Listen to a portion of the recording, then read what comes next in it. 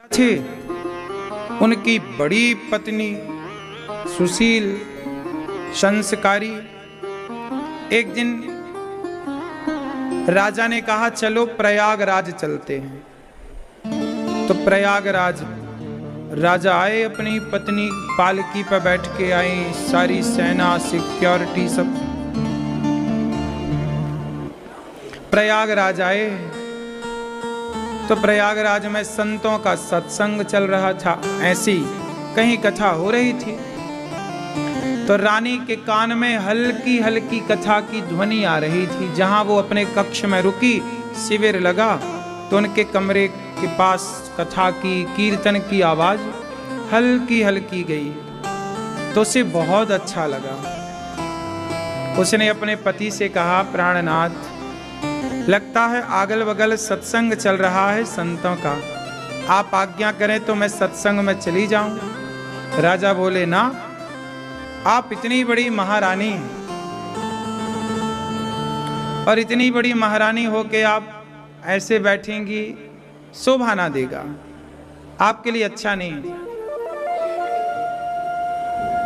पति ने मना कर दिया, बोले आप रानी हैं, आपको सब जगह नहीं जाना चाहिए, आपके हिसाब का नहीं, सत्संग चल रहा कोई बात नहीं। पर रानी को बहुत बुरा लगा, पर अब करे तो करे क्या, जाए तो जाए। और संगम, प्रयागराज संगम, गंगा यमुना सरस्वती का जहां मिलन है, संगम में गई रानी और गंगा जी से कहा, हे गंगा मैया, अगले जन्म में मुझे दासी बना देना, अगले जन्म में मुझे गरीब बनाना, पर रानी मत बना, गरीब बनाना पर रानी ना बनाना। और अगले जन्म में गंगा मैया ऐसी कृपा करना कि मुझे सत्संग मिले, संतों का संग मिले, ऐसी कृपा करना, मेरा मन धन दौलत में ना लगे, कथाओं में, संतों के दर्शन में मन लगे, सेवा में मन लगे। ये कहकर अपने सिर पर कपड़ा बांध करके और रानी संगम में डूब गई। उन्होंने जल समाधि ले ली, मतलब उन्होंने अपने आप को खत्म कर लिया कि ऐसी रानी बनकर के क्या फायदा। सवेरा हुआ, रानी का पता नहीं। राजा ने कहा, रानी कहाँ चली गई? चारों तरफ खोज हुई तो उनकी बॉडी, उनका शरीर, वो तो मर चुकी थी, ऊपर किनारे पड़ा हुआ था उनका शरीर। हल्ला फैल गया कि देखो रानी की किसी ने हत्या कर दी। अब बाकी लोग क्या जाने। वही रानी अगले जन्म में माता शबरी बनी। वही रानी अगले जन्म में क्या बनी? माता शबरी। सबरी की माँ एक दिन चोटी कर रही थी, सबरी की छोटी गुड़िया सबरी, उस समय छोटी, बचपन काल। एक दिन माँ चोटी कर रही सबरी की, बाल सुलझा रही। तभी सबरी के पिता ने बहुत सारे जंगल के जानवरों को इकट्ठा किया। सबरी बोली, माँ, आज पिताजी इतने सारे जानवरों को क्यों इकट्ठा कर रहे हैं? माँ ने कहा, बेटा, तेरा विवाह होने वाला है, तेरे विवाह में बाराती आएंगे, उन बारातियों को, इन सारे पशुओं को मार करके उनका मांस परोसा जाएगा। तेरे विवाह की तैयारी चल रही है। माता शबरी ने कहा, माँ, क्या मेरे विवाह में इतने सारे पशुओं की बलि चढ़ाई जाएगी? क्या करें बेटा, चढ़ानी ही है। बारातियों ने डिमांड भेजी है कि हमें हिरणतंग, मतंग ऋषि के आश्रम में वह बेटी की तरह रह करके और संतों के यहाँ झाड़ू पोंछा करती और संतों का प्रसाद पाती, सत्संग करती, और ऐसी जवानी, ऐसे ही उसका बुढ़ापा बीता। और सत्संग और सेवा, सत्संग और सेवा, सत्संग और सेवा, केवल 2 काम किया माता शबरी ने। इन 2 कामों का इतना बल बढ़ा कि राम स्वयं शबरी का घर के पता पूछते पूछते आ गए कि क्या मेरी शबरी माता यहीं रहती है? ये है भजन का प्रभाव, ये है सेवा का प्रभाव, ये है सत्संग का प्रभाव। कहते हैं कि किया गया पुण्य खाली नहीं जाता। भगवान हमारी भक्ति आज से नहीं देख रहे हैं, पिछले जन्म में भी आप लोगों का कोई संस्कार रहा होगा भक्ति का, तब इस जन्म में मन भगवान में कुछ लगा, नहीं तो इस जन्म में मन लग जाए हम इस योग्य कहाँ हैं। तो ये पिछले जन्म का संस्कार है। इसलिए कहता हूँ सत्संग और सेवा, ये दो चीज जब मिल जाएं तो समझ लो कि भगवान की कृपा हो गई। कृपा का अर्थ हमने एक दिन समझाया था, यही है कृपा। भगवान में मन लग जाना, शरीर से अच्छे काम हो रहे हैं, यही कृपा है। प्रिय भक्तों, इस कथा की गंगा में हमारी मैया श्रीमती नूतन शर्मा जी, स्वर्गीय कृष्ण विनोद शर्मा जी की स्मृति में हमारी मैया नूतन शर्मा जी ये कथा करा रही हैं और प्रेम से कथा मैया सुन रही हैं और मैया के द्वारा आप सब लोग कथा की गंगा में डुबकी लगा रहे हैं। तो भगवान की कृपा मैया पर बनी रहे, मैया सुखी रहें। दरभंगा से, मिथिलांचल से मैया आई हैं और मैया के साथ आप सभी कथा सुन रहे हैं। भगवान की कृपा जब होती है तो सत्संग बार बार मिलता है। कल हम लोगों ने कथा में सुना कि भगवान अपनी माता कपिल देव जी को उपदेश करते हैं और माता सिद्धा नाम की नदी बन करके बह जाती हैं। मनु जी महाराज की दूसरी बेटी है, तीसरी बेटी है आकुति देवहूति प्रसूति में। प्रसूति नाम की कन्या का विवाह, माता का विवाह दक्ष से हुआ। दक्ष की छोटी बेटी का नाम सती और भगवान शंकर से इनका बढ़िया विवाह संपन्न हुआ। भगवान शंकर कौन है? भगवान शंकर भगवान के बहुत बड़े भक्त हैं। जिस वसंतम हृदयारविंदे भवम भवानी सहितम नमामि। शंकर जी के हृदय में बैठते हैं राम। शंकर जी पुजारी किसके हैं? राम के। शंकर जी देखो संहार करते हैं, तो संहार किस लिए क्यों करते हैं, किस बल से करते हैं? शंकर जी सदा भगवान का नाम जपते हैं, सदा भगवान का ध्यान करते हैं। शंकर जी भी भगवान का ध्यान और नाम जपते हैं, इसलिए उनके अंदर संहार करने की शक्ति है। यदि वो नाम जपना छोड़ दें तो शंकर जी भी संहार ना कर पाए। नाम जपते हैं ना शंकर जी। शंकर जी कौन है? हनुमान जी। और हनुमान जी कहाँ रहते हैं? राम जी के द्वार। राम द्वारे तुम रखवारे। सदा राम राम श्री राम जय जय राम का जाप। ये नाम की बड़ी ताकत है।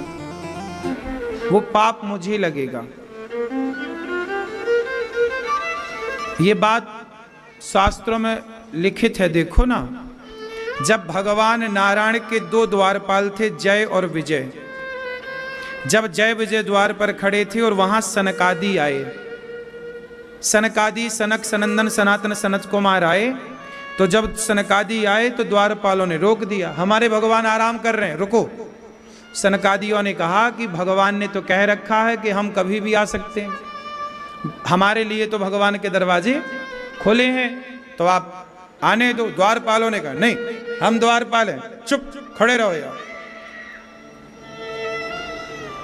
जब जय विजय ने रोका संतों को, ये 4 बार जाऊंगा और अपने पाप का प्रायश्चित करूंगा, तब 3 बार वो अवतार लेके आए। एक बार वो बने हिरण्याक्ष हिरण्यकश्यपु, एक बार वो बने रावण कुंभकर्ण, और एक बार बने शिशुपाल और दंत वक्र।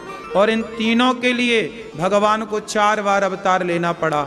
एक बार भगवान ने हिरण्याक्ष को मारने के लिए वाराह अवतार लिया, हिरण्यकश्यपु को मारने के लिए नरसिंह अवतार लिया, रावण कुंभकर्ण को मारने के लिए राम का अवतार लिया और शिशुपाल दंतवक्र को मारने के लिए कृष्ण अवतार लिया। ये राम और कृष्ण और नरसिंह का जो अवतार है, ये अपने द्वारपालों के, अपने सेवकों के द्वारा किए गए अपराध का प्रायश्चित करने के लिए भगवान ने यह अवतार लिए हैं।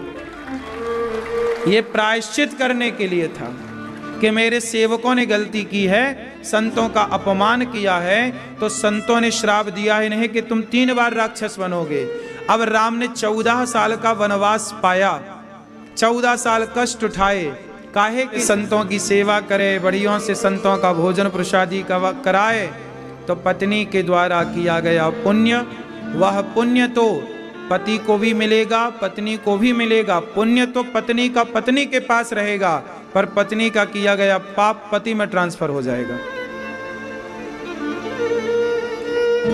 पुण्य तो पत्नी के पास रह जाएगा, पुण्य ट्रांसफर नहीं होगा। कुछ परसेंट हो सके तो हो जाए। इसलिए पति का धर्म, इसलिए पुरुष को चाहिए कि वो सावधान रहे, अपनी पत्नी को लाए सत्संग में। तुम दोनों पति पत्नी बैठकर सत्संग करो। आज की पत्नियां ज्यादा धार्मिक हैं, आज का पुरुष धार्मिक नहीं। पता है कि स्त्रियां, आपके घर में पूजा गोपाल जी की कौन करता है? हैं? जो भी भगवान जी हैं, कौन करता है पूजा? ये करते हैं। चलो, ये उस 1% में सम्मिलित है। क्यों? आपके यहां पूजा कौन करता है भगवान जी की? पुरुष के स्त्री? हाँ, कौन करता है? अधिकांश स्त्रियां ही पूजा करती हैं। भगवान को नहलाना, भगवान को कपड़े पहनाना, भगवान की सेवा स्त्रियां ही करती हैं। पुरुष कभी कभी कर दे तो कर दे, वरना कंटिन्यू तो स्त्रियां ही करती हैं। तो स्त्रियां बड़ी धार्मिक हैं आज भी। तो स्त्रियों के बल के कारण, स्त्रियों के तप के कारण आज पुरुष सुरक्षित है, सुखी है। इसलिए पुरुष को चाहिए कि वो सावधानी से चित्त को भगवान में लगाए और अपने गृहस्थ में रहकर, अपनी पत्नी में मन लगाकर, अपने मन को सब जगह से हटाकर और केवल एक परमात्मा से जोड़ दे। इसी से उसका उद्धार होगा। आज हमारा को भेज दो वृद्धाश्रम, और पत्नी के कहने से यदि पति ने माँ को वृद्धाश्रम भेज दिया, तो बताओ वो पाप जो माँ को वृद्धाश्रम भेजने का पाप है, वो बेटे को लगेगा कि बहू को लगेगा? बोलो, किसको लगेगा? हाँ, भले तुम्हारी पत्नी धक्के मार के तुम्हारी माँ को निकाले, भले तुम एक शब्द ना बोलो, पर उस पाप के भागीदार तुम ही हो, तुम्हारी पत्नी नहीं है। पत्नी को ऐसा करना नहीं चाहिए। पाप तो उसे भी लगेगा ही, थोड़ा बहुत बचेगी तो वो भी नहीं, लेकिन जो अधिक पाप है वह पुरुष के खाते पर जाएगा। कि तुम्हारी माँ के साथ तुम्हारी पत्नी जब अत्याचार करती रही तो तुम कहाँ थे? तुमने क्यों नहीं माँ का हाल सुना और माँ का पक्ष लिया? तो ये सवाल तो आपसे पूछा जाएगा, क्योंकि बहुत सारे लड़के हैं ना, अब बहुत सारे लोग हम पत्नी के बिना नहीं रहते, पर मां को छोड़ देते हैं वृद्धाश्रम। तो ऐसी संतान जो अपनी पत्नी के कहने से अपने मां को वृद्धाश्रम, या पत्नी के कहने से अपने पिता को अपमानित करना, ये सबसे पुरुष पापी हो जाता है। और कुछ पाप ऐसे हो जाते हैं आप लोगों से, कहते हैं ना, कपड़े में कुछ दाग ऐसे लग जाते हैं जो छूट जाते हैं, पर कुछ दाग ऐसे लगते हैं माँ जो छूटते नहीं हैं। दाग भी तो कई प्रकार के होते हैं, नहीं होते? कुछ दाग हैं छूट जाएं, ऐसे ही पाप होते हैं। कुछ पाप होते हैं जो समाप्त हो जाते हैं। थोड़े पुण्य करो, खत्म। लेकिन कुछ पाप ऐसे होते हैं जो पाप वज्र बन जाते हैं, मिटते नहीं, रहते हैं। उनमें से एक पाप ये है माता पिता का अपमान करना, उनमें से एक पाप ये है गुरु का अपमान करना। ये पाप कभी ना धुलेंगे साहब। अपने गुरु का अपमान, गुरु का तिरस्कार कभी नहीं करना चाहिए। अपनी माँ का, अपने पिता का अपमान, माँ का पिता का तिरस्कार कभी नहीं करना चाहिए। कभी किसी का बेवजह दिल नहीं दुखाना चाहिए। कई लोग कुत्ता सोता रहता है और पीछे से आएंगे कुत्ते को पत्थर से मार को, लंगड़ा है लंगड़े, ये भी वाणी का पाप है। तो ये वाणी का वाचा पाप है ये। इसलिए कहते हैं कि सब कुछ ना बोला करो, बोलने के पहले अपने शब्दों को तराजू में रख के विवेक की तराजू में तौलो कि ठीक है वो शब्द बोलने योग्य है या नहीं है। तो मनसा वाचा वाणी का पाप है ये। कर्मणा, कर्म से, जैसे कुत्ते को आपने पत्थर मारा, गाय को डंडा, ये कर्म से पाप, ये पाप है। अब मनसा पाप क्या है? मनसा पाप क्या है? जैसे आपने सोचा किसी के बारे में, यार उसका नुकसान हो जाए, उसने मेरे लिए ऐसा किया वैसा, मन से सोचा। क्यों सोच रहे हो? किसी के बारे में अच्छा सोचो ना। सबको, हमारे यहां सोच क्या है? सर्वे भवन्तु सुखिनः, हे प्रभु सब सुखी रहें, सब निरोगी रहें। हम सबका भला सोचें, क्यों बुरा सोचें? हमारा दुश्मन का भी बुरा भगवान ना करें। हमारे गांव में तो कहावत कहते हैं ना कि दुश्मन की बेटी का भी भगवान सिंदूर ना उजाड़ें।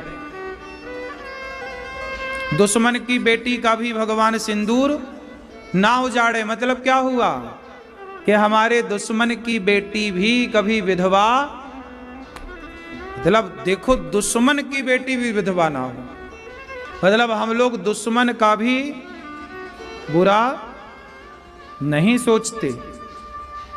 तो मनसा वाणी वाचा कर्मणा, इन 3 प्रकार के पापों से सबको बचना चाहिए। जो इन पापों से बच गया उसका हृदय भावों से भर जाएगा, और जिसका हृदय भाव से भर जाएगा, प्रेम से भर जाएगा, उसी के मन में मंदिर तैयार होगा राम का, भगवान कृष्ण का। प्रभु उसी के मन मंदिर में आकर बैठेंगे। जब भीतर कोई गंदगी होगी ही नहीं विचारों की, तो फिर भगवान तो वहीं होंगे ना जहां स्वच्छता है, निर्मलता है। निर्मल मन जन सो मोहि पावा, मोहि कपट छल छिद्र न भावा। जहां मैया विचारों की गंदगी होगी वहां क्या करेंगे भगवान? भगवान का काम ही नहीं है। कुत्ता भी बैठता है तो पूंछ से साफ करके बैठता है। साफ सफाई कुत्ते को भी पसंद है। तो जहां जिस दिल में भगवान को बिठाओगे वो दिल कितना पवित्र होना चाहिए। मीराबाई का दिल कितना पवित्र था। मीराबाई के ससुर ने कहा कि ये चरणामृत पी लो, जबकि उसे पता चल गया मीराबाई को कि ये जहर है, जहर था। लेकिन क्या कहा ससुर ने, राणा ने, ये अमृत है, चरणामृत है, पियो। चरणा भगवान शालिग्राम जी का चरणोदक है, भगवान का प्रसाद है, ये मानकर मीरा ने पी लिया। लोगों ने बताया कि मत पी मीरा, वो जहर है। कोई बात नहीं, भले वो जहर है, पर कहा तो गया कि वो प्रसाद है, तो मैं प्रसाद है ये मानकर पीती हूँ। आगे प्रभु जाने और उनका काम जाने। वो जहर बनाए तो जहर बने, और वो अमृत बनाए तो जहर को भगवान अमृत बना दें, और अमृत को भगवान जहर बना दें। भगवान क्या नहीं कर सकते।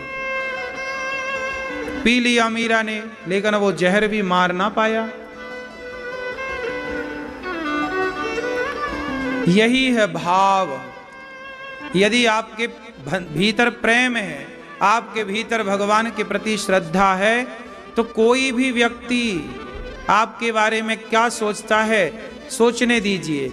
आप क्या सोच रहे हैं आप अपने को देखिए।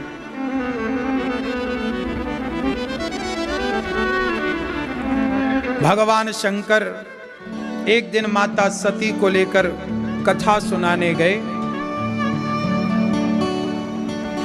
माता सती जब कथा सुनकर वापस आई तो राम लीला कर रहे थे, सीता को खोज रहे हैं। रावण चुरा कर ले गया सीता माँ को। राम जी पागलों की तरह, हे सीता कहाँ हो, हे सीता कहाँ हो।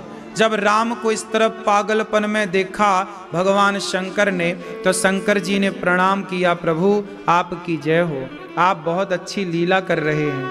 आप अंतर सती लगा कि मेरे शंकर जी गलत व्यक्ति को प्रणाम कर रहे हैं। हे शंकर जी, आपने इन्हें प्रणाम क्यों किया? शंकर जी ने कहा ये भगवान है, आप भी प्रणाम करो। सती बोली कि ये भगवान होते तो स्वयं की पत्नी का पता ना लगा लेते। संदेह हो गया। भगवान शंकर ने समझाया कि ये भगवान है, संदेह ना करो। माता सती को संदेह हो गया। क्यों हो गया संदेह माता सती को? क्योंकि माता सती को भगवान की कथा में ही संदेह है। जहां व्यक्ति भगवान की कथाओं में संदेह करता हो, वहां भगवान पर संदेह हो जाना कोई आश्चर्य नहीं है। भगवान पर विश्वास कौन करता है? जो भगवान की कथाओं पर विश्वास करता है। इसलिए पहले भगवान नहीं है, पहले भगवान की कथा है। अरे कथा ना सुने हम तो कथाओं के द्वारा तो हम भगवान को जान पाए, वरना भगवान कौन है हम कहां जानते थे। भगवान का परिचय पत्र क्या है? भगवान की कथा। इसलिए भगवान की कथा आप लोग सुना करिए। बच्चों को भी कथा सुनाइए। आजकल के बच्चे कथा नहीं सुनते। कथा ना सुनने से बच्चों के अंदर भगवान के प्रति कोई श्रद्धा ही नहीं। आजकल बच्चे कहाँ श्रद्धा रखते हैं? क्यों नहीं रखते? मंदिर नहीं जाते, श्रद्धा नहीं रखते। क्योंकि भगवान में कोई श्रद्धा इसलिए नहीं है क्योंकि बच्चे कथा नहीं सुनते। बच्चों की श्रद्धा कहाँ है? शराब पीने में उनकी बड़ी श्रद्धा है, शराब में श्रद्धा है, गांजा में उनकी बड़ी श्रद्धा है, सिगरेट तो बहुत फेवरेट है आज के बच्चों की, और लिविन में रहना तो बहुत अच्छा लगता है आज के बच्चों को। पड़ोसन बहुत पसंद है आज के बच्चों को। क्यों? बच्चे कथाएं नहीं सुनते तो भगवान से प्रेम लिविन से जुड़ा है। अब मुझे आप ही बताओ कि जो लड़की ऑलरेडी शादी के पहले 10 पुरुषों के संग रह चुकी हो, जो लड़की शादी के पहले ही शराब के नशे में रहती हो और 10 लड़कों के साथ चलती फिरती घूमती नाचती हो, अब उस लड़की को आप एक लड़के के संग बांध दो, ब्याह कर दो, तो वो ब्याह के रिश्ते को निभा पाएगी? बता दो, काहे ना निभा पाएगी? बोलो, क्यों ना निभा पाएगी? उत्तर दो। क्योंकि उसकी आदत 17 लोगों के साथ रहने की हो गई है। अब जब 17 जगह मुंह मारने की आदत थी और आपने एक के संग रख दिया, तो एक के संग कितने दिन? इसलिए तो तलाक हो रहे हैं। आजकल लोग एक के साथ रहना कहां पसंद कर रहे हैं? शादी के पहले 10 के संग रह चुके हैं, 10 को आई लव यू कह चुके हैं, तो अब वो एक के साथ कैसे रहें? एक के साथ तो वही रहेगा जो सत्संगी है और संस्कारी है, जिसे चरित्र की फिक्र है, जिसे आने वाली पीढ़ी की फिक्र है कि भाई हम यदि सही होंगे तो आने वाली हमारी आना चाहते हैं। क्लबों के रास्ते पर, शराब के रास्ते पर, सिगरेट के रास्ते पर, लिविन के रास्ते पर, या आध्यात्म धर्म और संस्कारों के रास्ते पर, वो आपको डिसाइड करना पड़ेगा। क्योंकि हम जैसे होते हैं वैसी ही उम्मीद हम अपनी संतान से करते हैं। आप से ही आपकी आने वाली पीढ़ी है, उसका विकास और उसका विनाश। बच्चों को कथाओं से जोड़िए। माता सती कथा नहीं सुनती तो उनका राम में कोई, तो फिर कोई रोता क्यों, कोई गरीब क्यों, कोई भूखा क्यों, कोई नंगा क्यों, कोई प्यासा क्यों? भाई भगवान होते तो कोई भूखा प्यासा क्यों रहता, कोई रोता का है? आप बताओ इस प्रश्न का उत्तर। यदि भगवान है तो कोई भूखा और रोता परेशान क्यों है? आप बताओ दादाजी, बोलो। नहीं बोलोगे? मैया, पीली मैया, दादाजी आपको देख रहे हैं टुकुर टुकुर, आप बताओ। कह रहे हैं हम नहीं बोल पाएंगे, तुम बोलो, हमारी अर्धांगिनी। मैया, भगवान है तो संसार में दुख काहे है? हैं? इतना लोग दुखी क्यों हैं? भगवान है तो दुख काहे होना चाहिए? भगवान है तो सब सुखी रहें। क्यों क्यों भैया, टोपी वाले भैया? भगवान है तो लोग दुखी क्यों? दुख क्यों है संसार में? लोग रो काहे रहे हैं, भूखे काहे हैं? भगवान है कि नहीं है? जोर से तो काहे लोग रो रहे हैं, दुखी हैं? हैं? किसका दोष है? पैसा वाली मैया, ओ मैया, 20 का नोट लिए मैया क्या कर रही हो? बैठो, प्यास लगी है तो पैसा खाओगी? अच्छा, अब जैसे एक आदमी, अब देखो इस प्रश्न का उत्तर क्या है? इस प्रश्न का उत्तर क्या है? जरा तर्क से प्रश्न उठा था तो तर्क से ही उत्तर उठेगा। अब सुनो तर्क। एक आदमी नाई की दुकान गया, उसकी दाढ़ी बड़ी बड़ी थी। उसने दुकान में जाकर बोला, भैया नाई तो होता ही नहीं है, नाई होता तो मेरी दाढ़ी इतनी बड़ी काहे होती? नाई बोला, भाई मैं तो हूं, तू मेरे पास आएगा तब ना मैं तेरी दाढ़ी वाड़ी बनाऊंगा और शेविंग करूंगा, ठीक करूंगा। तू आएगा ही नहीं तो मेरी क्या गलती?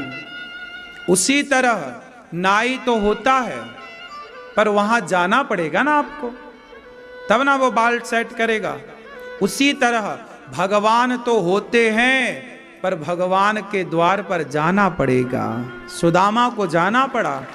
जब जाओगे तब भगवान तुम्हारी सुनेंगे। तुम जाओगे ही नहीं और कहो जी भगवान तो है ही नहीं, भगवान होते तो कोई दुखी काहे होता? इन दुखियाओं से कहो कि तुम भगवान के पास गए क्या? द्रौपदी की तरह पुकारा क्या? सुदामा की तरह आचरण किया क्या? यदि सुदामा और द्रौपदी की तरह पुकार होती तो जैसे भगवान द्रौपदी का दुख दूर करने आए, सुदामा की गरीबी मिटाने भगवान आए, ऐसे तुम्हारा भी दुख दूर करने भगवान आएंगे। तुम भगवान के उस योग्य बनो तो। क्यों मेरी मां? अब भगवान का दोष तो नहीं है। आजकल लोग भगवान को भी दोषी बना देते हैं कि भगवान का दोष, भगवान है तो गरीबी काहे है? अरे गरीबी तुम्हारे अकर्मण्यता से है। तुम मेहनत तो करते नहीं हो, काम धाम कुछ करते नहीं हो, तो गरीबी तो रहेगी। काम करो तो गरीबी जाएगी। अब तुम बैठे बैठे खा रहे हो, काम कुछ कर नहीं रहे हो। आजकल का आदमी काम कहाँ कर रहा है? दिन भर वो क्रिकेट देखता है, दिन भर वो टीवी देखता है, दिन भर वो रील चलाता है, दिन भर मोबाइल चलाता है और सोचता है कि मेरे पास ये आ जाए। भाई साहब मेहनत तो करनी पड़ती, पैसा कमाने के लिए मेहनत करनी पड़ती है। क्यों मेरी मां? काम नहीं करो तो घर बैठे तुम्हारा बाप भी कब तक देगा? बाप भी मना कर दे, चल बैठा बैठा खाता है, कब तक खवाएगा? बाप भी नहीं खवा सकता बैठे बैठे।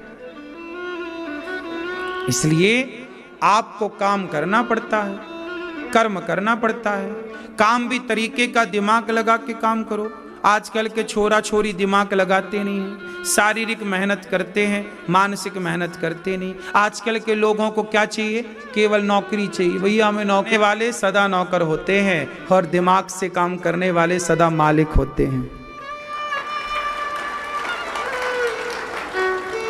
शरीर से काम करने वाला कौन होता है? नौकर। और दिमाग से काम करने वाला मालिक। इसलिए दिमाग से काम करो, दिमाग को चलाओ। शरीर तो ठीक है चले, नौकरी नहीं लगने से, नौकरी नहीं मिली तो आत्महत्या कर लिया, नंबर अच्छे नहीं आए आत्महत्या कर लिया। नहीं, 10वीं क्लास के 12वीं क्लास के कितने विद्यार्थी साल में आपको खबर मिलती है जब ओ पंचायती मैया सुन लो मेरी माँ। तो भगवान, अब देखो बच्चे नौकरी नहीं लग पाई तो मर गया, जोर लगाया बेटा अच्छे नंबर लाना है, नौकरी करना है, नौकरी करना, नौकरी करना है, नौकरी करना है। यही तुमने रट्टू तोते की तरह बच्चों को घुसाया है दिमाग में, नौकरी करना है। काश आपने बच्चों को ये दिमाग में भरा होता कि बेटा तुम्हें नौकरी नहीं करना, तुम इतना पढ़ जाओ, इतना योग्य बन जाओ कि तुम नौकरी लेने वाले नहीं, तुम नौकरियां देने वाले बनो। खूब नौकरियां दो, खूब मेहनत करो, ताकि तुम नौकरियां देने वालों की भीड़ में, भैया आओ हम आपको नौकरी देंगे। नौकरियां देने वाले कब बनोगे?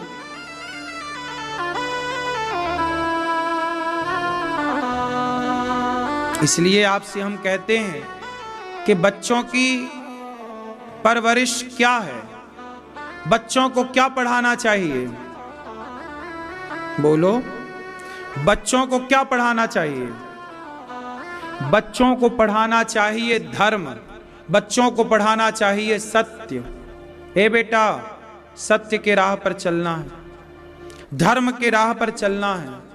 आज ये झूठ भी बोल रहे हैं, लिवन में भी रह रहे हैं, और ना जाने क्या क्या वो माँ बाप से छल कपट भी कर रहे हैं।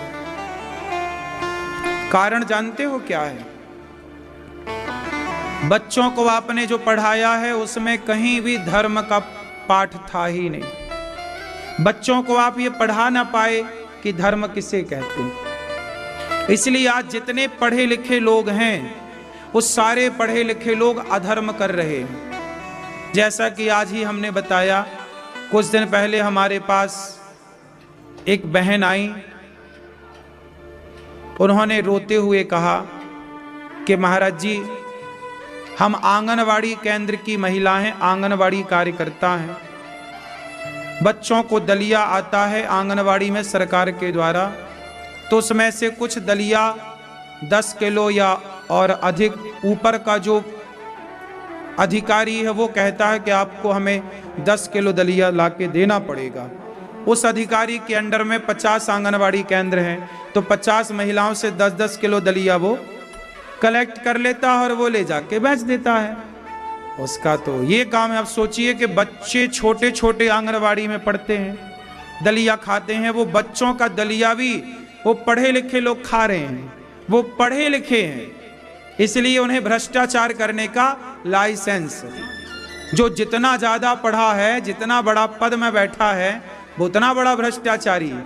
छोटे पद का है तो वो 1000 रुपया लेगा, थोड़ा और पढ़ा लिखा बड़े पद का है कार्यकर्ता तो वो 10,000 रुपये लेगा। अब जज है और जज तो फिर वो 10 लाख और 20 लाख और 50 लाख में बात करता है। जो जितना पढ़ा लिखा है उतना बड़ा बेईमान है। बोलो हाँ, ये बात सही है कि नहीं? फिर अब हमारे देश में पढ़े लिखे लोग हैं, तो ये पढ़े लिखे ईमानदार हैं कि बेईमान हैं? बोलो, व्यक्ति के बल पर चल रहा है सब। हम ये नहीं कहते कि सब बेईमान हैं, लेकिन 99% बेईमान लोग हैं, और सारे बेईमान पढ़े लिखे हैं। अनपढ़ आदमी तो आज भी झूठ बोलने से डर रहा है। इसलिए आपसे मेरी प्रार्थना है कि बच्चों को पढ़ाओ बहुत, लेकिन बच्चों को ईमानदार बनाओ, ईमानदार बनाओ। बैठो बैठो, ईमानदार बनाओ बच्चों को। ऐसा बनाओ कि आपका बच्चा बड़े पद पर जाए, बड़ी नौकरी भले करे, पर 1 रुपए का उसके जीवन में, चरित्र में दाग ना लगे। भैया हम ईमानदार बन रहे। तो आजकल सरकार पढ़ा रही है कि बेईमान तैयार कर रही है। सरकार जितने भी बड़े बड़े पद निकाल रही है, वहां पर पढ़ करके बच्चे बेईमानी तो कर रहे हैं बड़े बड़े पद पे जाकर के। एक छोटा सा पुलिस वाली नौकरी देख लो आप, पुलिस वाली नौकरी आप देख लो। पुलिस से लेकर के आप चाहे कोई भी अधिकारी उठा लो, नीचे से ऊपर तक सब लिप्त हैं भ्रष्टाचार में। क्यों जी, बात सही है? पूरा भारत, और ये बात सरकार को खूब पता है, लेकिन अब करे कौन इन सब विषयों में बात? नीचे से ऊपर तक चंदा जा रहा है। इसलिए हम कहते हैं कि आप अपने को बचाओ। बारिश जब होगी तो हम बारिश को नहीं रोक सकते। इस देश के भ्रष्टाचार को रोकने के लिए अन्ना हजारे ने आंदोलन किया था। ना तो अन्ना हजारे दिख रहे हैं, ना तो उनका आंदोलन दिख रहा है।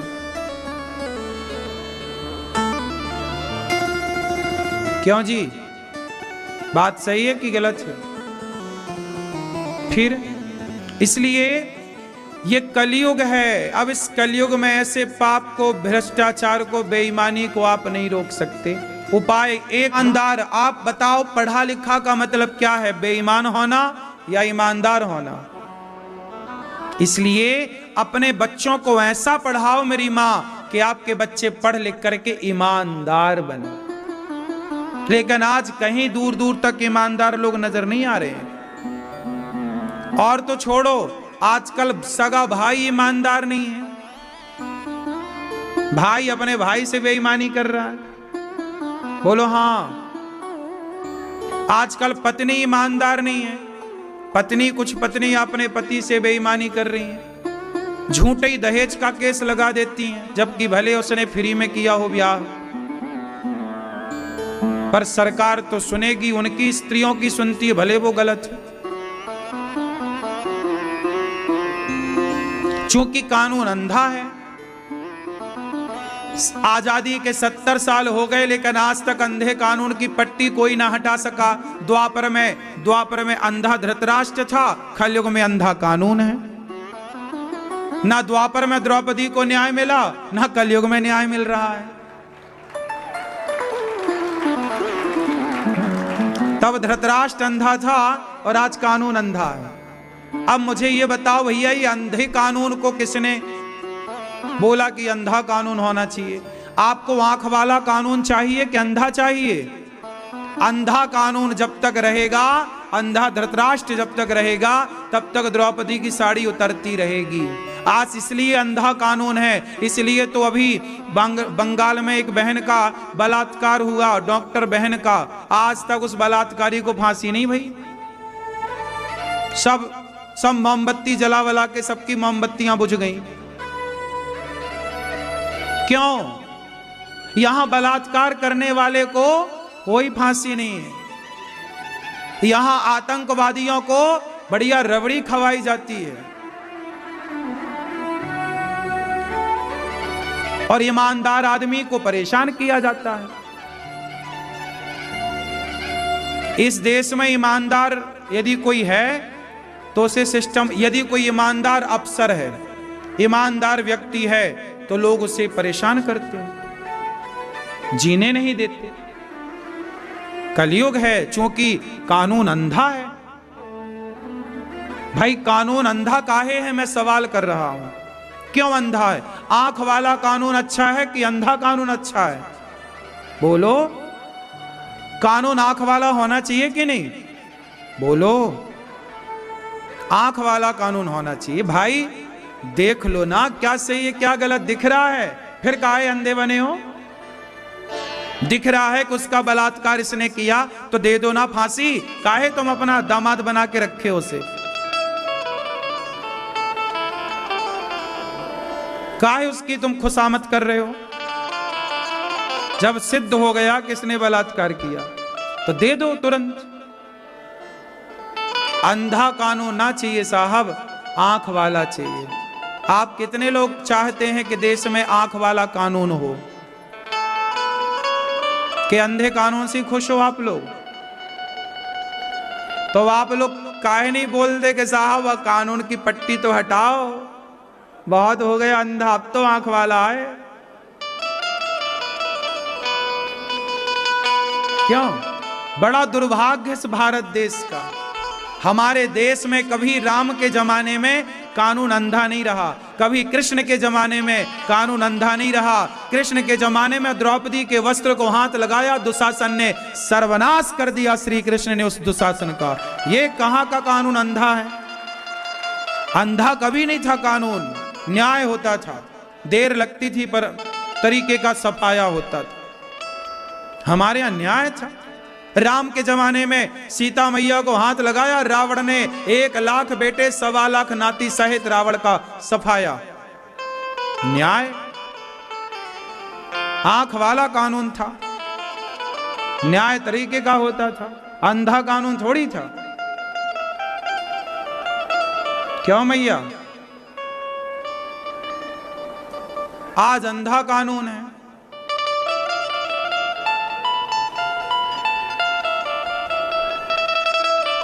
परेशान हो रहा है एक सामान्य व्यक्ति, कानून बड़ा अंधा है।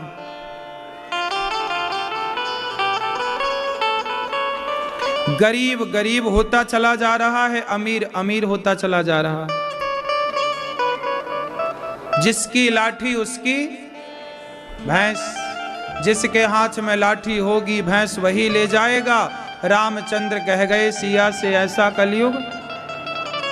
अंधा कानून है, इसलिए तो गाय की हत्या हो रही है, इसलिए तो बेटियों के साथ बलात्कार हो रहा है। कानून की आंखें होती तो क्या मजाल के किसी की चैन खिंचती और किसी का मोबाइल चोरी होता।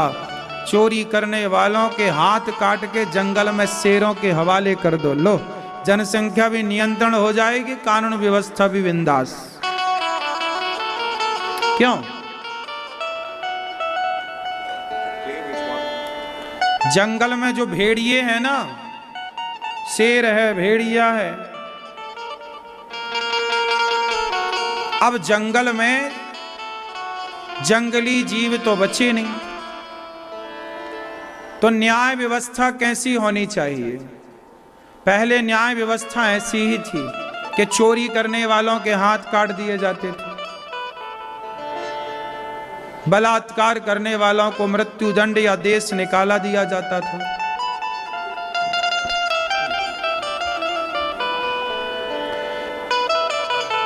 माता सती भगवान की परीक्षा लेने में फेल हो गई। शिव जी ने माता सती का त्याग किया, पार्वती बनी, और माता पार्वती दक्ष के यज्ञ में माता सती जलकर भस्म हुई। माता पार्वती का विवाह भगवान शंकर से संपन्न हुआ।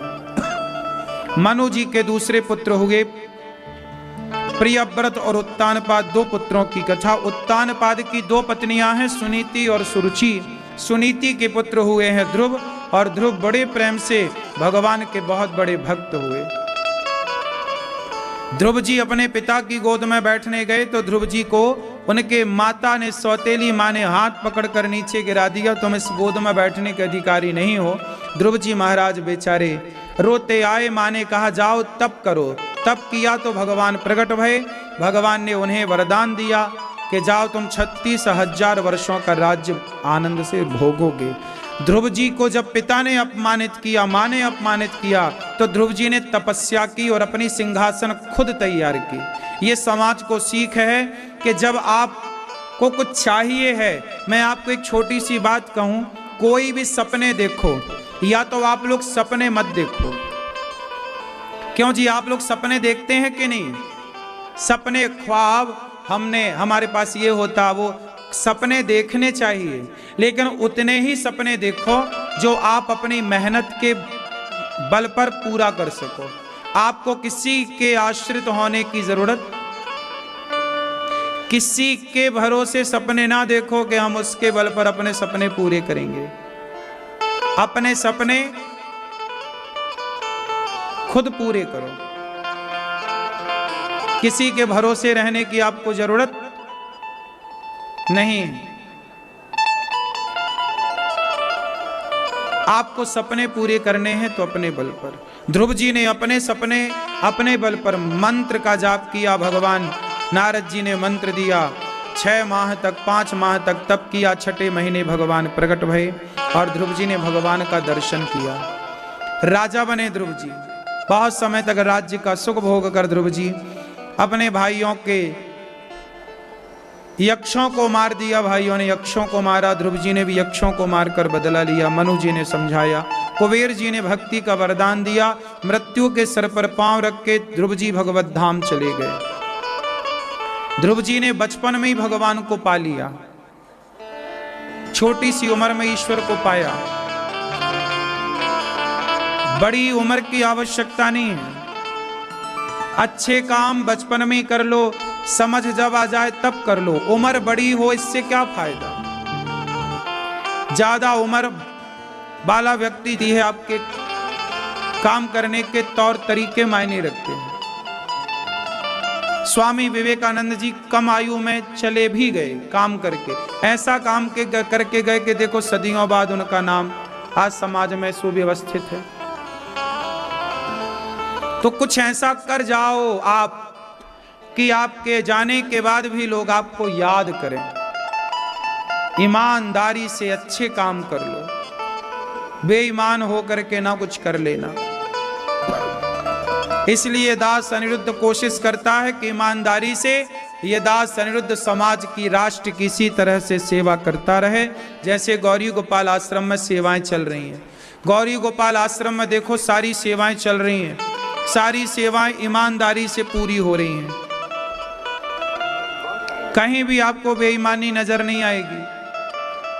बताओ, आप लोग टीवी पे जितना सुने थे गौरी गोपाल के बारे में, जितना देखे थे, आप लोगों ने कितने नंबर दोगे? 100 देंगे? यहां पर देखो आप सब कह रहे हैं आप जनमानस हैं, जनता जनार्दन है, और जो जनता का मत होता है वही जनार्दन का मत होता है, वही ईश्वर का मत होता है। कहते हैं जनता जनार्दन। जनता कौन होती है? जनार्दन मतलब भगवान। भगवान कृष्ण का नाम है जनार्दन। भगवान कृष्ण का एक नाम है जनार्दन, जनता जनार्दन। तो जो जनता का मत है वही ईश्वर का मत है। यदि आप 100 नंबर दे रहे हैं तो कन्हैया भी 100 नंबर जरूर देंगे। क्यों नंबर देंगे 100? क्योंकि मुझे पूरा कॉन्फिडेंस, पूरा विश्वास है, क्योंकि मुझे पता है कि ये दास अनिरुद्ध गौरी, हमने स्कूल में पढ़ाई की होती तो हम भी झूठ बोलते, क्योंकि स्कूल में पढ़ कर के व्यक्ति झूठ और बेईमान हो ही। जिस व्यक्ति की कथनी मतलब कहना और करना अलग अलग हो जाता है वो बेईमान हो जाता है। और मुझे बेईमान होना और मैं बेईमान लोगों को आसपास नहीं रखता।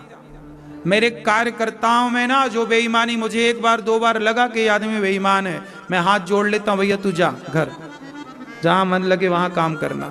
मेरे आसपास लोग बेईमान लोग, ना मैं बेईमान स्वयं अपने को देखता, ना बेईमान आसपास लोगों को। तुम बेईमान ना बनना, बेईमानी नहीं।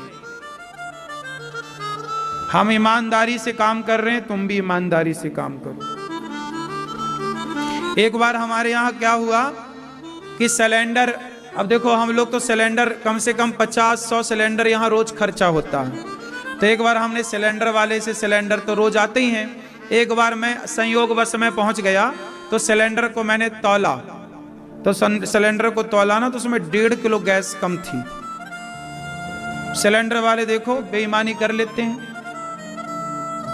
सिलेंडर वाले बेईमानी कर लेते हैं ना, गैस निकाल लेते हैं। तो एक सिलेंडर मैंने तौला तो उसमें 1.5 किलो गैस कम थी।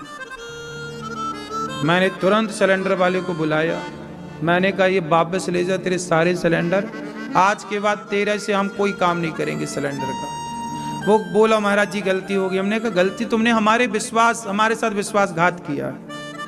हमने तो देखो तुम्हें पूरा पैसा दिया, हमने तो 1 रुपए कम नहीं दिए कि भाई 1 किलो गैस के हमने कम पैसे दिए हों।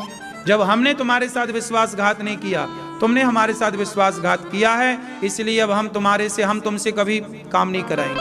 हमने उस व्यक्ति को छोड़ दिया, हमने कहा तुमसे कभी काम नहीं कराएंगे। मुझे अच्छा आपके साथ कोई विश्वासघात करे अच्छा लगेगा? फिर जब विश्वासघात आपको पसंद नहीं है, जब विश्वासघात नर को पसंद नहीं है, देखिए हम बुला बुला के आप लोगों को आओ, सब लोग आना वृंदावन, और जब भी आना प्रसाद गौरी गोपाल में पाना, सबको बुला बुला के प्रसाद की सेवा कराते, भैया आओ खाओ, खूब पेट भर भर के खाओ। क्यों? आपके घर में 4-10 मेहमान ज्यादा आ जाएं तो घर का हिसाब किताब बिगड़ जाता है। बोलो हाँ।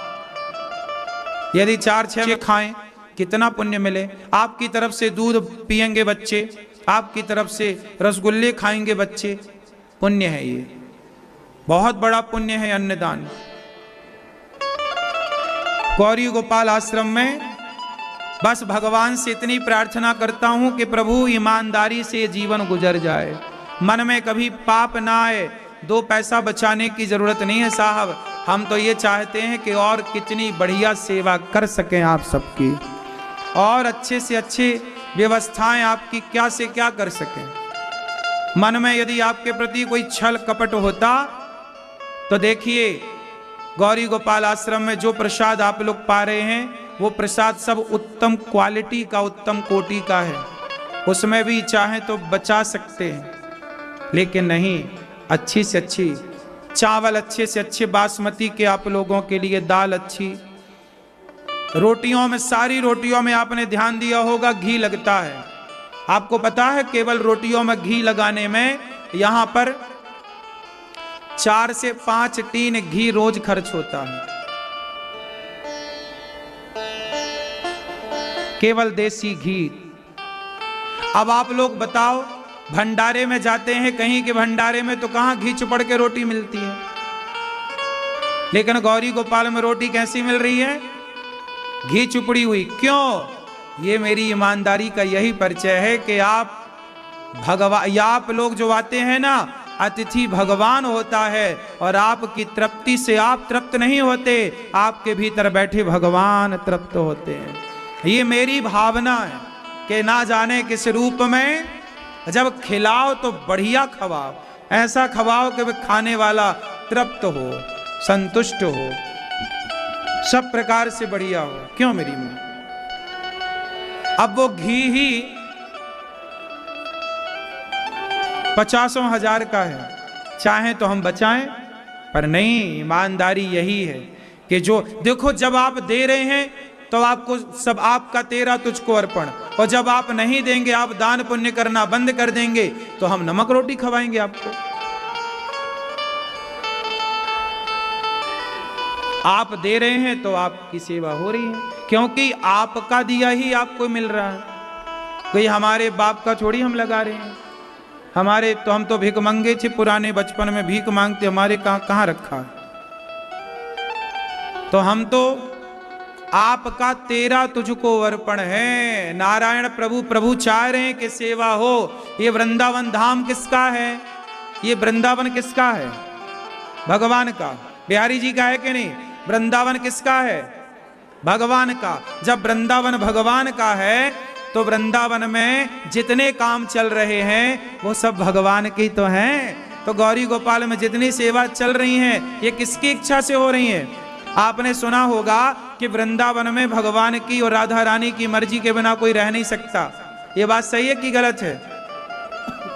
आपने सुना होगा कि वृंदावन में वही आते हैं जिन्हें बिहारी जी बुलाते हैं। तो वृंदावन में यदि उनके बुलाने से कोई आता है, उनके रखने से कोई रहता है, तो बिहारी जी की यदि वृंदावन में गौरी गोपाल में इतनी सेवाएं चल रही हैं, तो ये सेवा हम और आपके द्वारा नहीं, स्वयं बिहारी जी इसको चला रहे हैं।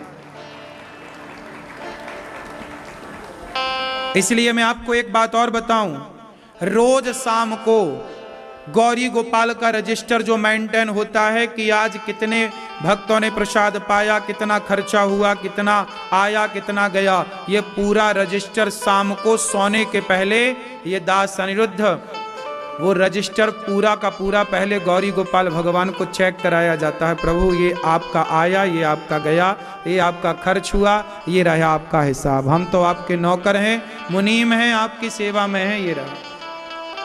यहाँ के मालिक गौरी गोपाल भगवान है। हमें नहीं लगता कि हम कर रहे, इसलिए हम बिंदास अपना काम करते हैं। भगवान का काम है ये सब करना। भगवान की तरफ से भगवान ने हमें यहाँ बिठाया कि तुम बैठो, लोगों को बताओ कथा और लोगों को बताओ कि लोग सेवा करें। लोग करते हैं, प्रेरणा भी आपके भीतर सेवा करने की भगवान ही भरते हैं। तो फिर काम कर कौन रहा? भगवान। हम तो केवल नाचने वाले कठपुतली हैं। सवही नचावत राम गोसाई। आप भी नियम बनाओ, अपने घर का हिसाब खाता वही भगवान को सौंपो। मालिक बनाओ भगवान को। हम नौकर हैं, मालिक कौन है? मालिक कौन है? यहाँ जितनी माताएं रहती हैं उन माताओं का रजिस्टर भगवान को चेक कराया जाता। प्रभु इतनी माता यहाँ है, ये आपकी कृपा से इतनी माता यहाँ रजिस्टर्ड है, ये रह रही है। पूरा गौरी गोपाल भगवान यहाँ के सर्वे सर्वा है। पूरा हिसाब किताब वही संभालते हैं। हम कुछ नहीं संभालते, हम तो अपना खा पी के आपकी सेवा करते। इस तरह कथा सुना के कथा सुना रहे हैं, ये ताकत भी हमारी नहीं। 2 बार कथा चल रही है दिन में, 2 बार, सवेरे 10 से 1 और अभी 3 से 6, एक दिन में 2 कथा हो रही है। और ये ताकत, ये शक्ति, ये बोलने की हिम्मत मेरी नहीं है साहब, ये भगवान की ताकत है। मेरी अपनी ताकत कुछ नहीं है। मेरा बल चले तो मेरे बल से हाथ भी ना उठे। आप लोग जरा अपन एक हाथ उठाओ, ऐसे उठाओ, ऐसे करो, ऐसे। ये बताओ कि ये हाथ किसके बल से उठ रहा है? बोलो मेरी मां।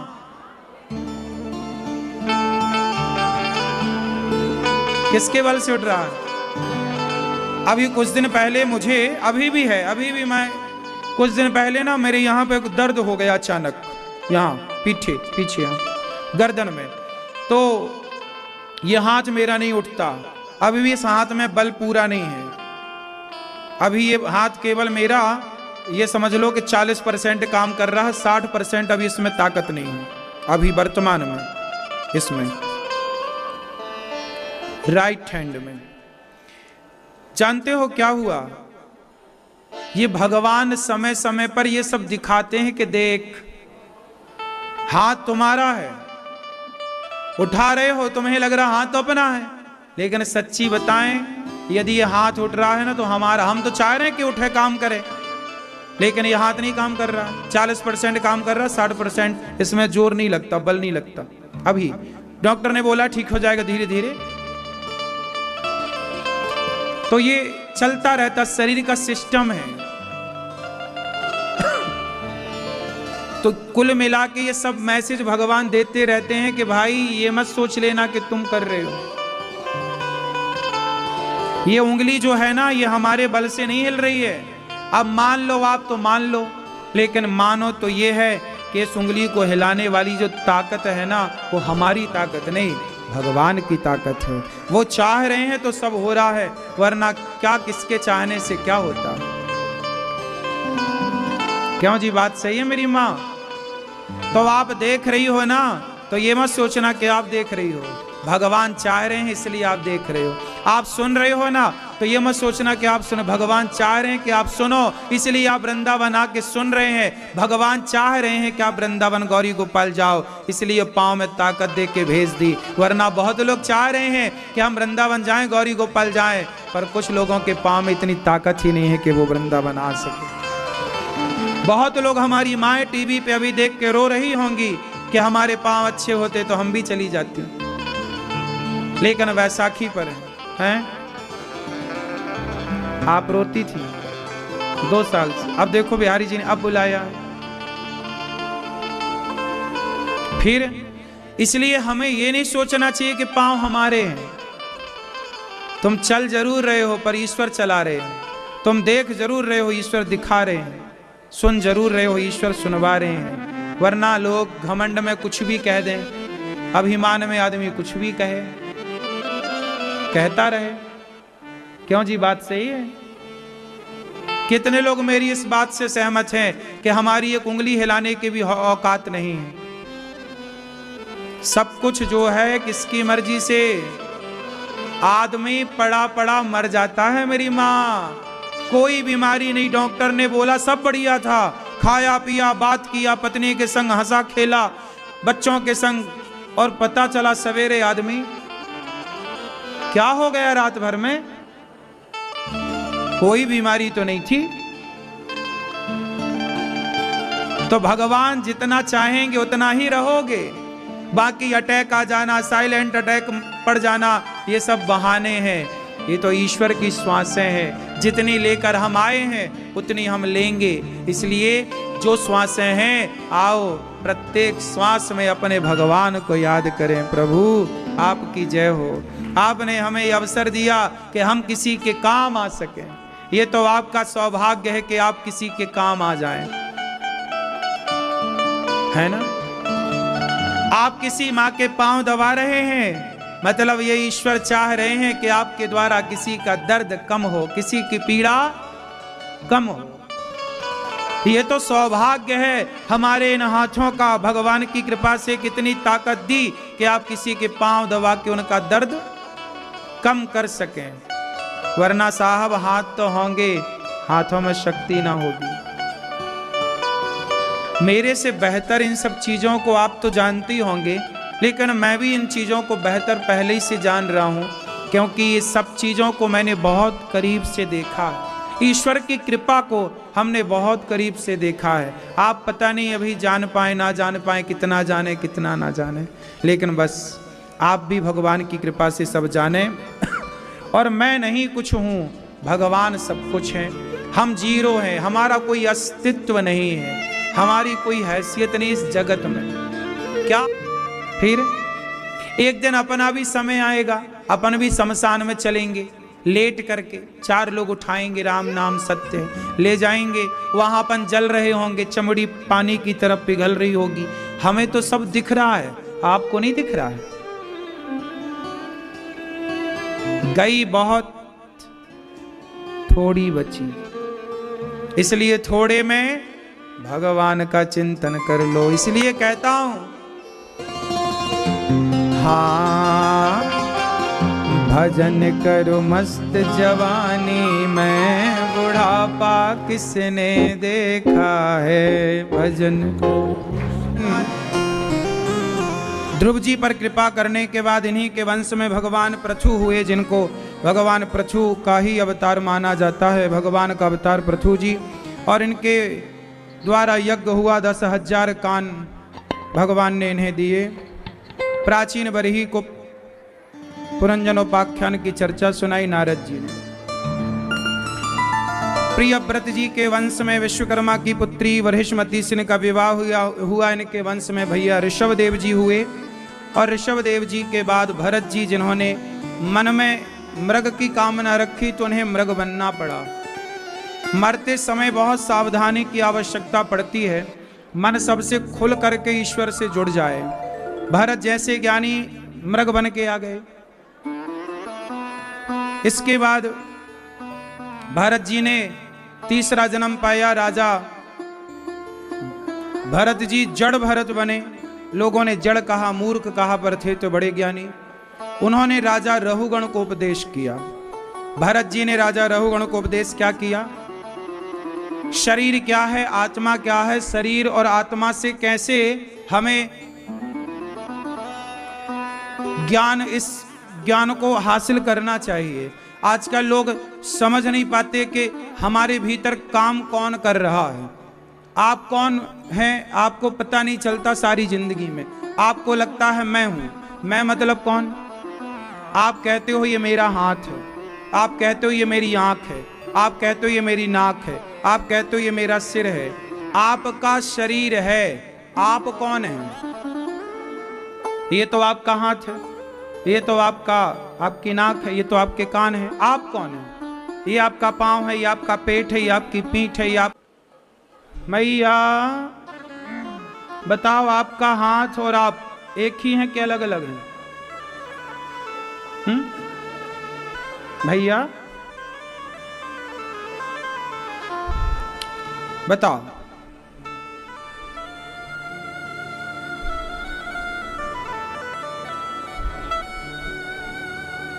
ये हमारे अस्फात ही है। आंख का नाम आंख ही है, कान का नाम कान ही है। तो फिर कौन है? आप कौन हैं? आप बताएंगे कौन है आप? नहीं ना? कौन हो मैया आप?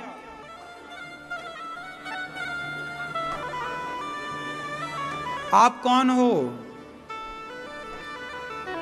आप कौन हो? हैं? मनुष्य हैं। मनुष्य तो हैं, लेकिन ऑलरेडी सबके नाम रखे हैं। नाम सब शरीर के प्रत्येक अंग का नाम ऑलरेडी रखा जा चुका है। नहीं, आपके शरीर में ऐसा कौन सा अंग है जिसका नाम ना हो? आप कौन हो मैया? आत्मा हो। देखो कितना कठिन है ना खुद को जानना। आप दूसरों की निंदा चुगली कैसे करते हैं, दूसरों को हम उसको जानते हैं, उसका खुद को तो जान नहीं रही हो, दूसरों को खाक जानोगी। आदमी खुद को जान नहीं पा रहा है और उसको हम बहुत अच्छे से हाँ उसको जानते हैं। आदमी खुद को ही नहीं जान रहा है और दूसरों को जानने का दावा ठोकता है कि हम उसको जानते हैं। क्यों मैया? खुद को जान नहीं रहा है। खुद को जानना कैसे है? मैं कौन हूं? मैं 5 तत्वों से बना हुआ एक माटी का पुतला हूं और इस माटी के पुतले को देखने की ताकत भगवान दे रहे हैं, सुनने की ताकत भगवान दे रहे हैं, चलने की ताकत भगवान दे रहे हैं। जिस ताकत का नाम आत्मा है, जिस शक्ति का नाम आत्मा है, और भगवान ही हमसे सारे कार्य करा रहे हैं। तो मैं कौन हूं? मैं ईश्वर की संतान हूं, मैं ईश्वर का अंश हूं। मैं कौन हूं? मैं ईश्वर का। मैं कौन हूं? मैं भगवान का पुत्र हूं। मैं भगवान का। इसलिए तो हम कहते हैं त्वमेव माता च पिता। हम कौन हैं? हम भगवान की संतान हैं, हम भगवान के अंश हैं। जैसे पानी गंगा का, बोतल में भरा है गंगा का जल, ये क्या है? ये माटी का अंश है। क्या है ये? माटी का ही तो है, माटी से तो बना है ये पुष्प। और ये मिलाओ माटी में, माटी मिल जाएगा, बनेगा ये माटी।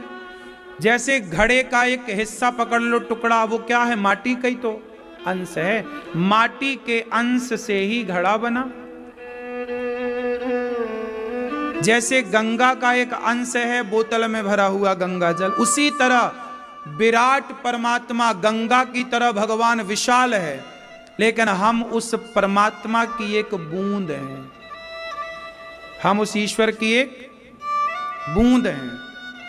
तो हमारे भीतर जो आत्मा है वह ईश्वर का अंश है और आत्मा परमात्मा में जाकर के मिलती है उनसे। लेकिन हमारा जो शरीर है ये 5 चीजों में मिल जाता है, लेकिन आत्मा को सुख दुख तो होता नहीं है। शरीर स्वर्ग नरक जाता नहीं है। अच्छा ये बताओ, स्वर्ग नरक 5 तत्वों में विलीन हो गया, आत्मा को सुख दुख होता नहीं है, क्योंकि आत्मा के बारे में गीता में लिखा नैनम छिंदन्ति शस्त्राणि नैनम दहति पावका। तो आत्मा को सुख दुख होता नहीं है, शरीर भोगता नहीं। अब बताओ जो तुमने पाप किया वो कौन भोगेगा भैया? कौन भोगता है? सूक्ष्म शरीर होता है हमारे भीतर। कौन सा शरीर भैया? स्वप्न देखने वाले शरीर का नाम ही सूक्ष्म शरीर है और यही शरीर सत्य है। ये शरीर तो चिता का अधिकारी है, चिता पे जलेगा, लेकिन वो सूक्ष्म शरीर वही है स्वर्ग नरक। जे मर जाता है यमदूत किसे पकड़ते हैं? उसी सूक्ष्म शरीर को पकड़कर यमदूत ले जाते हैं। उसी सूक्ष्म शरीर को स्वर्ग में और नरक में हिसाब किताब होता है कि तुमने कितने पाप किए, कितना पुण्य किया, सब लाओ, तो पूरा डेटा वहां है यमराज जी के पास के देखो जो तुमने पाप किया है वो ये परिणाम, पाप किया है तो ये भोगोगे, पुण्य किया है ये भोगोगे। आपने पाप किया उसके लिए नरक भेज दिया जाएगा, पुण्य किया स्वर्ग भेज दिया जाएगा, 84 के चक्कर में डाल दिया जाएगा। तो आपका सूक्ष्म शरीर ही सुख दुख का भोगता है, जिस शरीर से आप सपना देखते हो। समझ में आई बात? तो जो सूक्ष्म शरीर है वो कभी नष्ट नहीं होता। वो सूक्ष्म शरीर की जब कामना, जैसे आप कोई ना कोई जब आदमी मरता है ना तो मन में कोई ना कोई कामनाएं तो होती हैं, इच्छाएं, तो जो कामना हुई उस कामना के लिए फिर आना पड़ता है। इसलिए मोक्ष उनका होता है जिनकी कामनाएं समाप्त हो जाती हैं। निष्काम होगा तो आएगा क्यों? आएगा तभी ना जब कोई कामना होगी। इसलिए भक्त को निष्काम होना चाहिए। जो निष्काम होता है, कामनाएं शून्य हो गई, उसी का मोक्ष होता। फिर उसी सूक्ष्म शरीर को वैकुंठ की प्राप्ति, भगवान की प्राप्ति होती और वह भगवान के यहाँ सेवा करता है। जब उसका मन हुआ तो संसार में आए जाए अपने मन से, वही मोक्ष है। इसलिए कहता हूं भगवान में चित्त लगाओ। इच्छाएं इतनी सारी रख के क्या पाओगे? इतनी इच्छाएं काहे रखते हो? मैया कितनी इच्छाएं आपके अंदर? 5? थोड़ी सी नहीं, एक भी नहीं। अच्छा, फिर तो आप अच्छी हो। आपके अंदर कितनी इच्छाएं हैं? नहीं। और आपके अंदर है? कथा की इच्छा तो अच्छी है। मैया, वो मैया सो रही है पीछे कुर्सी पे बैठी, हाथ बांधे, देखो वो जगाओ, वो जगाओ मैया को पीछे। मैया जाग। आपकी इच्छाएं हैं कुछ? नहीं।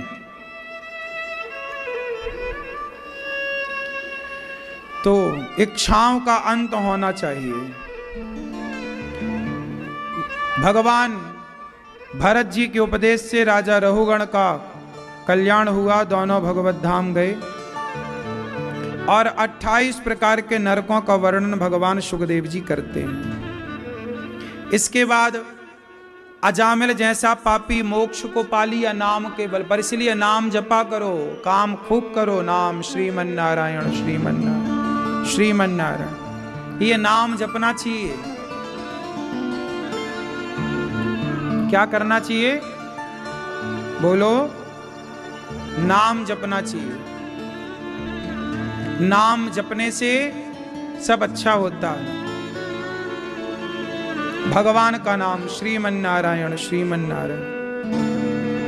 एक बार इंद्र ने अपने गुरुजी का अपमान कर दिया, गुरुजी नाराज होकर चले गए। तब इंद्र ने विश्वरूप को गुरु बनाया और विश्वरूप से यज्ञ कराया। उन्होंने राक्षसों को आहुति दी और इंद्र के द्वारा गुरुजी की हत्या हुई। फिर वृत्तासुर के और इंद्र के युद्ध में इंद्र के द्वारा वृत्तासुर का उद्धार हुआ। पिछले जन्म के बड़े धर्मात्मा थे वृत्तासुर, पर भगवान की कृपा से इस बार उनका भगवान में मन लगा।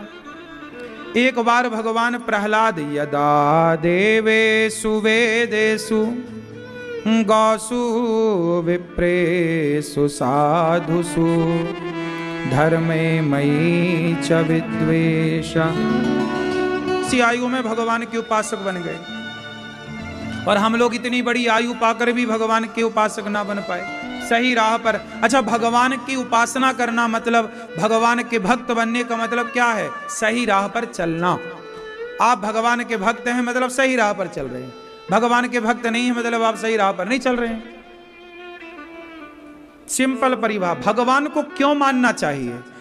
चलो, मोक्ष पाना, उद्धार होना, कोई बात नहीं। आप मोक्ष नहीं पाना चाहते, उद्धार नहीं चाहते, कोई बात नहीं, फिर भी ईश्वर के राह पर चलेंगे तो आप जीवन में सुखी रहेंगे। ईश्वर पूरे धार्मिक नहीं है। कहते गुरुजी हम मुर्गा खा लेते हैं, तो मुर्गा खा लेते हो मतलब तुम धार्मिक का केवल मुखौटा पहने हो, तुम धार्मिक हो नहीं। जो धार्मिक होगा वो मांस नहीं खाएगा। तुम किसी का दिल दुखाते हो तुम किसी को बेवजह परेशान करते हो, मतलब तुम धार्मिक नहीं हो। धार्मिक जो होगा उसका हाथ है ना बढ़ेगा ही नहीं किसी को कष्ट पहुंचाने के लिए, वो बढ़ा ही नहीं सकता। ये धार्मिकता, धार्मिक एक प्रकार का नशा है। जैसे शराबी जब शराब पी लेता है ना तो उसका पूरा शरीर दिख जाता है कि ये शराबी है, नहीं वो चलता है तो भांगड़ा करता हुआ, मतलब समझ लो कि इसके खुद पे कंट्रोल नहीं है, मतलब ये शराब पी रखी है, खुद पर नियंत्रण नहीं है। उसी तरह शराब का नशा खुद पर कंट्रोल नहीं है। उसी तरह जब भक्ति का, धर्म का, अध्यात्म का नशा चढ़ता है ना तो व्यक्ति का खुद पर कंट्रोल होता है। जिसका खुद पर कंट्रोल नहीं है वो शराबी है, और जिसका खुद पर कंट्रोल है वो धार्मिक है, आध्यात्मिक है। ये अंतर है।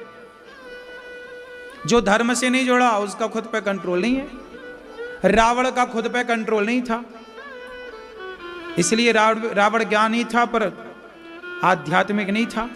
बात एक ना मानता रावण। शंकर जी के हनुमान जी कौन थे? शंकर जी। हनुमान जी गए, रावण मान जा, सीता मैया को लौटा दे। कहां माना रावण हनुमान जी की बात? तो भक्ति का मतलब ये नहीं कि आप माने ही ना। प्रहलाद जी छोटे से हैं, बड़े अच्छे। पिताजी कह रहे हैं कि तुझे ये भक्ति का ज्ञान कहां से हुआ? बोले जब मैं मां के पेट में था तब नारद जी ने भक्ति का ज्ञान मेरी मां को पेट में ही दे दिया। सुनो, प्रहलाद जी को पेट में ही आ गया सब भक्ति का ज्ञान, और तुम्हें पेट से बाहर आए कितने साल हो गए अभी तक नहीं आ रहा है।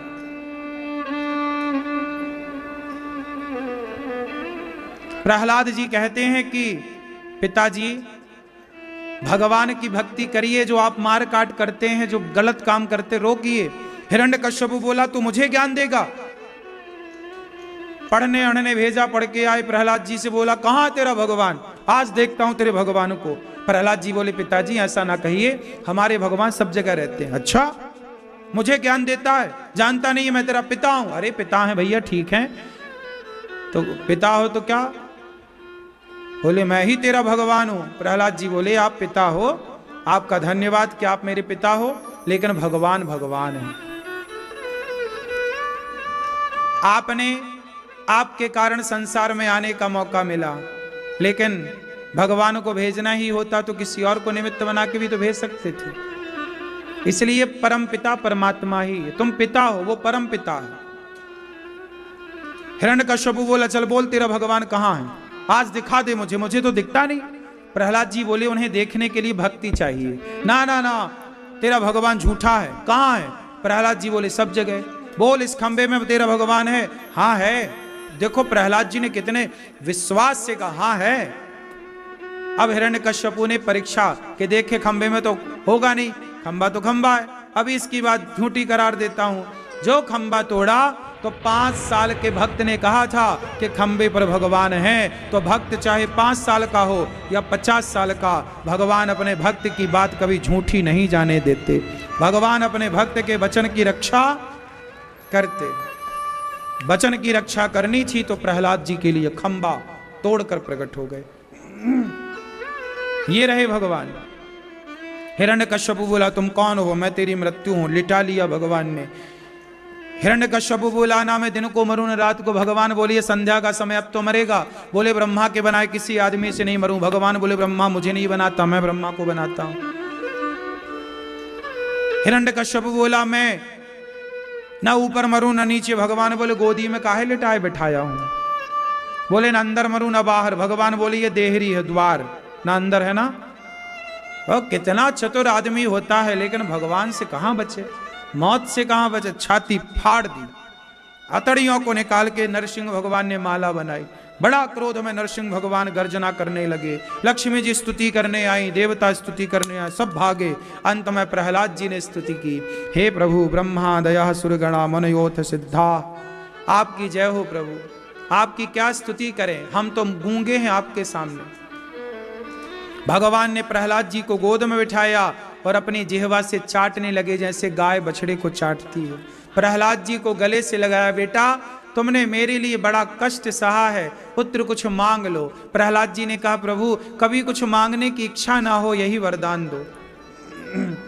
निष्काम, कुछ मांगने की कामना ना हो। प्रहलाद जी से बार बार कह रहे कुछ मांग लो बेटा। प्रभु आपसे क्या मांगे, आप आ गए, आप मिल गए, आपने मेरे वचन की रक्षा कर दी, खंबे से आ गए, आपसे अब क्या मांगो, सब तो दे दिया आपने, क्या चाहिए।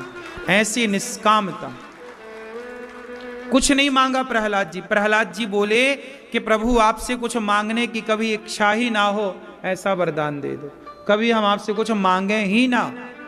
लो, मांग मांग कह गए भगवान, थक गए भगवान, कुछ मांग मांग, प्रहलाद जी ने कुछ नहीं। एक प्रहलाद जी हैं, मां कहे कहे नहीं मांग रहे हैं, और आप लोगों को कुछ नहीं भगवान कह रहे हैं, फिर भी भगवान ये दे दो वो दे दो, ये दे दो वो दे।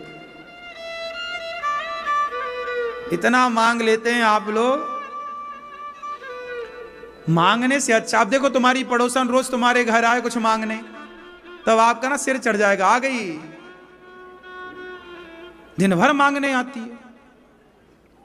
मांगने वालों से तो आप ही तंग हो जाते कि नहीं, बोलो हाँ। इसलिए बिहारी जी बार बार पर्दा बंद कर लेते हैं, आ गए मांगने वाले। आप लोगों को भी ना बिहारी जी को तंग नहीं करना चाहिए, काहे मांगते हो इतना।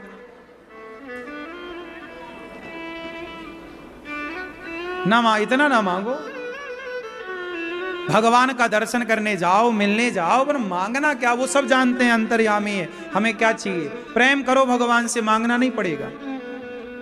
प्रहलाद जी ने कुछ नहीं चाहा, भगवान ने उन्हें राजा बनाया, सब कुछ दिया, बिना मांगे, बिन मांगे मोती मिले। सुदामा ने मांगा होता तो क्या मिलता, नहीं मांगा तो सब कुछ दे दिया। ना मांगने वाले को ज्यादा मिलता है, मांगने वाले को उतना ही मिलता है जितना मांगता है। इसलिए मांगना नुकसान है, ना मांगना फायदा है। क्यों, सही है क्यों मैया। इसलिए मांगे से उतना ही मिलेगा, ना मांगो, काहे मांगना। भगवान बड़ी कृपा करते हैं, और बड़ी कृपा करके राजा प्रहलाद जी को राजा बनाते हैं। इसके बाद भगवान प्रहलाद जी पर कृपा करके एक हाथी का पांव पकड़ लिया, मगर ने हाथी का उद्धार किया। भगवान ने हाथी की रक्षा की, मगर का उद्धार किया। समुद्र मंथन हुआ, धनवंतरी, कश्यप, मोहिनी, 3 अवतार भगवान ने धारण किए और देवताओं को अमृत पिलाया। बामन भगवान आए राजा बलि के यहाँ मांगने, छोटे से बनकर आए। राजा बलि भिक्षाम देही, देखो भगवान मांग रहे हैं, भिक्षाम देही, भीख दे दो।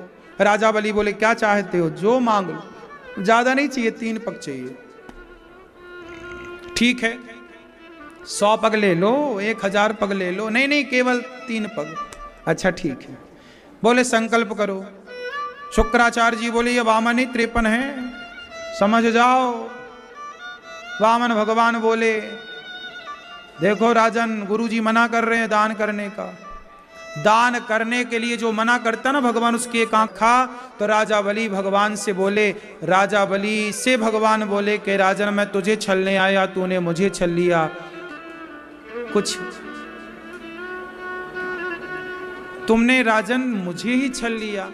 भगवान के चरणों को स्पर्श करने के लिए तरसते हैं लोग, और भगवान का मस्तक राजा बलि, भगवान के चरण राजा बलि के मस्तक पर है। राजा बलि ने भूमि दान किया, इसलिए कहता हूं भूमि दान जरूर करना चाहिए, भागवत जरूर सुननी चाहिए।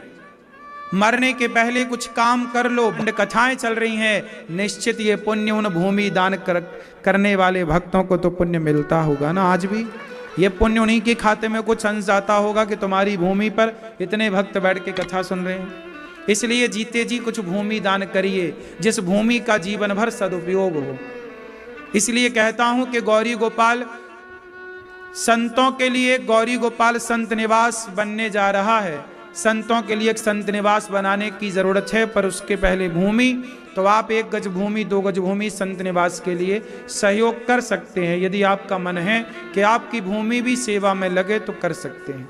1 गज 2 पग 1 पग भूमि का सहयोग। गौरी गोपाल आश्रम में जो सेवाएं चलती हैं उन सेवाओं से अपने आप को जोड़िएगा। वामन भगवान राजा बलि पर कृपा करके, परम कृपा करके पाताल का राजा बनाते हैं, और भगवान को लेकर माता लक्ष्मी जी चली जाती हैं। भगवान मत्स्य बनकर आए, इसके बाद भगवान सूर्य वंश में राम बन करके प्रकट भये। नभक के पुत्र नाभाग, फिर अम्बरीश ने एकादशी का व्रत किया इन्हीं के वंश में। खटवांग, दीर्घबाहु, रघु, दशरथ जी के 4 पुत्र राम, लक्ष्मण, भरत, शत्रुघ्न। राम लक्ष्मण का वनवास हुआ और वनवास में वहां उनकी पत्नी का हरण रावण ने किया, जिसकी रक्षा जटायु जी ने की। जटायु एक पक्षी है, लेकिन जब रावण सीता मां को लेकर गया तो जटायु ने पक्षी होकर सीता मां की रक्षा करने के लिए पंख बढ़ाए। एक नारी की रक्षा जटायु जी करते हैं। फिर जटायु जी रक्षा किए तो राम ने उन्हें दर्शन दिए। फिर सीता मां पे विपत्ति आई रावण के घर तो हनुमान जी गए। सीता मां की विपत्ति दूर किसने की? हनुमान जी ने। एक बेटा जब मां की सेवा करता है ना, तो सीता मां ने ही आशीर्वाद दिया हनुमान जी को, जाओ हनुमान तुम अमर हो जाओ। अजर अमर गुण निधि सुत हूँ, करहूं बहुत रघुनायक छाऊं। सीता मां ने ही हनुमान जी को अमरता का वरदान दिया। आज हनुमान जी अमर हैं तो राम के कारण नहीं, माता सीता के कारण अमर हैं। जब मां की सेवा करते हैं ना आप, तो मां आपको अमरता का वरदान देती है। मतलब आप सब प्रकार की सिद्धियों के, सुख के धनी होंगे। सीता मां पर रावण को मारकर राम जी सीता मां को ले जाते हैं और राम जी राजा बनते हैं। लेकिन सीता मां, क्या हुआ सीता मां के संग जानते हो? सीता मां को समाज ने कह दिया कि ये कलंकित है, रावण के घर रहकर आई हैं। सीता मां के चरित्र पर जमाने ने उंगली उठाई कि नहीं?